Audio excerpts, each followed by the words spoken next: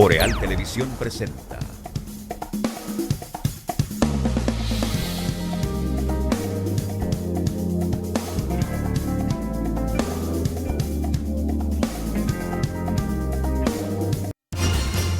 Y ahora, Realidad en Contexto, con el licenciado Julio Pérez Peña.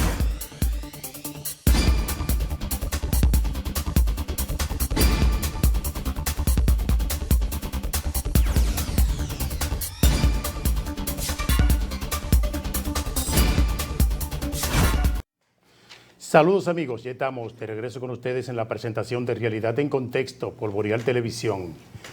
Muchos temas que vamos a compartir con todos ustedes en compañía del doctor José Rafael Cerda. Buenas noches, doctor. Muy buenas noches, hermano Julio Pérez Peña. El martes pasado no contamos con su presencia y realmente hace falta que usted nos acompañe. Esté aquí, usted el jefe, usted el dueño aquí, realmente le da vida y ánimo a este programa. Bueno, Nos sentimos regocijados que usted esté de vuelta. Ambos le damos vida al programa. Mire, con relación al terremoto de Turquía, entrar con una noticia internacional, pero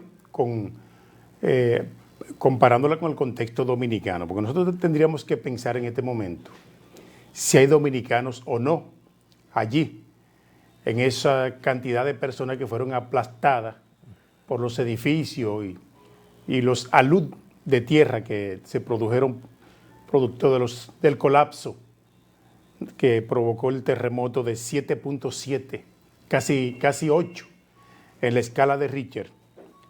Pero, según la noticia que tenemos hoy, no hay dominicanos. Es una buena noticia. Bueno, dominicanos dentro de las víctimas no, sí. Pero hay unas jugadoras de voleibol dominicanas que allá en la liga turca, ellas son contratadas como refuerzos y le va muy bien. Entonces, estas muchachas, las reinas del Caribe, no sufrieron ninguna, digámoslo así, ningún perjuicio.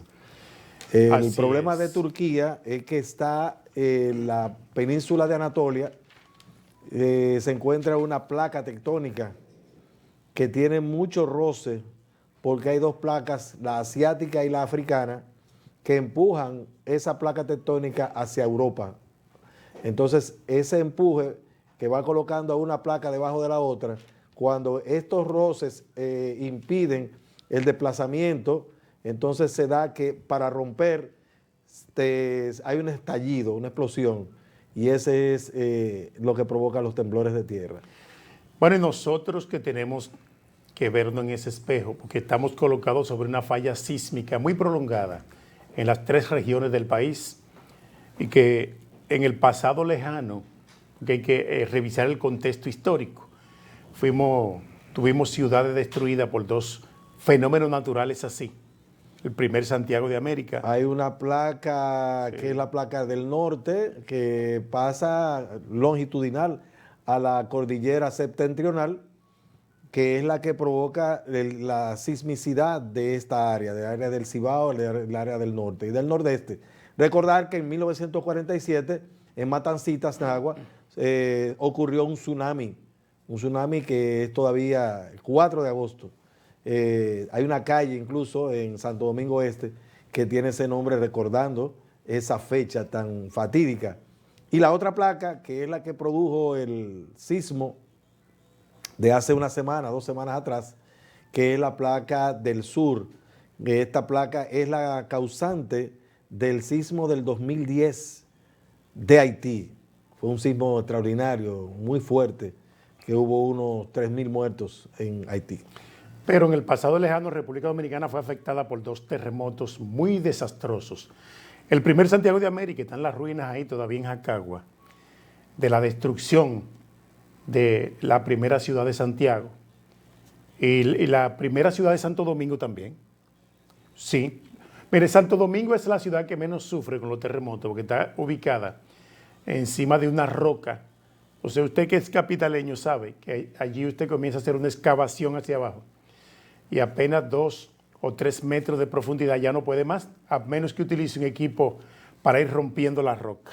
Y específicamente en el área de Gascue, en el polígono central, entre las inmediaciones de la Universidad Autónoma de Santo Domingo y el Teatro Nacional, por ahí hay unos farallones de roca sólida que cuando se construye hay que romperlo con martillos neumáticos. Eso es roca muy sólida, roca de cal. Eso es los residuos de que se compriman las conchas de los moluscos y se van a lo largo de muchos años, miles de años, se van acumulando y van creando esta roca tan sólida. Así es. Hoy está previsto que concluya el caso Antipulpo. Sí. El caso Antipulpo, que es uno de los casos de corrupción más sonados del país, que involucra a funcionarios de la pasada gestión del presidente Danilo Medina. Entonces vamos a esperar que esa sed de justicia que tiene el pueblo dominicano pueda materializarse ahí. Aunque siempre yo he pensado y he tenido mi reserva de que para los ricos no hay tanta justicia. No hay tanta como usted podría pensar. No tenemos que hacer tantas expectativas en torno a esos grandes casos de corrupción, porque sabemos que no habrá mucha justicia. Decía ese gran escritor uruguayo llamado Eduardo Galeano, en un libro que yo he leído muchas veces ya, titulado La Escuela del Mundo al Revés, él decía que la posibilidad de que un rico, un poderoso, vaya a su casa a disfrutar del fruto de sus afanes, o un quiebrabanco, de los que quiebran banco en el país. Él se refería en ese momento en el escrito, pero era tratando de ilustrar la realidad en torno a lo que está aconteciendo aquí en este país hoy. Él decía que es la posibilidad de que ese banquero que quebró un banco y se hizo rico con el dinero de los ahorrantes vaya a parar a su casa disfrutando del fruto de sus afanes, es inversamente proporcional al pobre de barrio que se roba una gallina o que roba por hambre, un robo famélico, y entonces que vaya a parar a la cárcel o al cementerio. Sí, la prensa refiere en el día de hoy la siguiente nota. Hoy martes el juez David Timoteo Peguero del 7º Juzgado de Instrucción del Distrito Nacional decidirá si dará apertura a juicio de fondo o rechaza la acusación del Ministerio Público en contra de 26 acusados en la operación Antipulpo, red que supuestamente lideraban Alexis y Carmen Magalis Medina Sánchez, hermanos del expresidente Danilo Medina, y con la que se habría estafado al Estado con más de 5.000 millones de pesos. De fallar por un auto de apertura a juicio, el juez considera que la acusación tiene fundamentos suficientes para justificar la probabilidad de una condena de los imputados, según establece el artículo 303 del Código Procesal Penal. Bueno, entonces la interrogante sería, ¿cuál será esa condena? Esa es la expectativa que pudiera tener el pueblo dominicano en este momento en torno a un caso como ese que ha desangrado al Estado dominicano, ha desangrado al erario público, así como los demás casos de corrupción. La corrupción se ha llevado tal vez el bienestar colectivo de la inmensa mayoría de este pueblo, que cada día clama por una igualdad en la distribución de la riqueza, una equidad en la calidad de vida, lo cual no ocurre parejo con los que tienen la totalidad de la riqueza. En ese sentido, aclarar, como siempre lo decimos una vez más por estas vías, que todo proceso penal, y este no es la excepción, tiene 3 etapas: la etapa de la investigación, la etapa del juicio a las pruebas, que es en el que se encuentra en este momento, y la etapa del fondo. ¿Qué está pasando en este caso Antipulpo? Que ya pasó la etapa de la investigación, que culmina normalmente con una solicitud de medida de coerción, lo que da como resultado que la persona, en el peor de los casos, sea sometido, sea privado de libertad por medio de una prisión preventiva.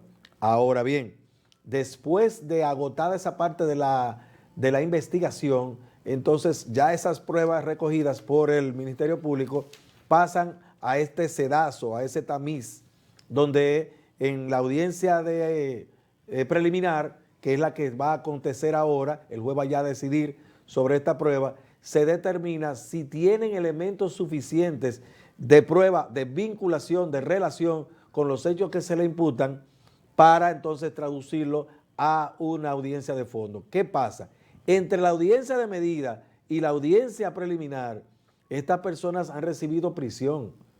Lo único que ya no puede ser prisión preventiva porque la misma ley señala que pueden permanecer en libertad hasta tanto sean condenados. Pero lo que sí queremos resaltar es que los elementos de prueba reunidos por el Ministerio Público sirvieron para presentar, para justificar la prisión preventiva y sirven, entiendo yo, para también justificar el envío del expediente a juicio de fondo.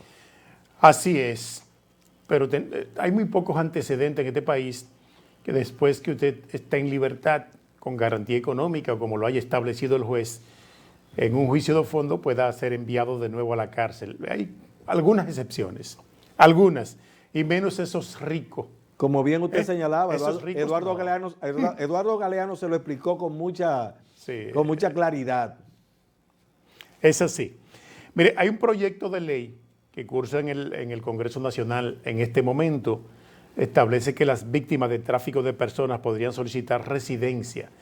Este proyecto de ley, que beneficiaría incluso a ilegales en el país, y entonces aquí trata sobre las personas y la explotación o tráfico ilícito de inmigrantes, fue sometido por el Poder Ejecutivo y está en el Senado de la República en este momento. Esta iniciativa de ley, que cuando sea aprobada, se encuentra en la fase de estudio en el Senado de la República y establece en su artículo 63 gestionar la permanencia regular de las víctimas en el país, debiendo realizar los trámites necesarios para obtener permiso migratorio y residencia cuando este último aplique para el mismo. Ahí está. Pero Peña, yo no estoy de acuerdo con ese proyecto de ley y le digo por qué. Hasta que en este país no se preocupen los órganos de seguridad, llámese el CESFRON, llámese Migración y cualquier otra institución, Ministerio de Trabajo, en mantener, fortalecer la vigilancia y el control del acceso de las personas que no están debidamente documentadas al territorio nacional, ofrecerle una situación como esta a nuestros hermanos, que son hermanos, como no, de Haití, va a ser eso un camino abierto, porque el gran problema está en la frontera, donde aparece un teniente, un capitán, un mayor, un generales, que permiten por el dinero que estas personas entregan. Entonces, en el vaivén ya hay crea un precedente donde, según la ley, hay que reconocerle una permanencia en el territorio nacional y darle una residencia. Cuidado. Bueno, vamos a esperar a ver cuál sería el alcance de la ley, no la tenemos a mano, pero sí ya las informaciones preliminares indican que ese tipo de personas que se encuentran en esa situación, serían protegidas bajo esta norma jurídica. Vamos a la pausa. Regresamos en breve con otros temas de interés, realidad en contexto.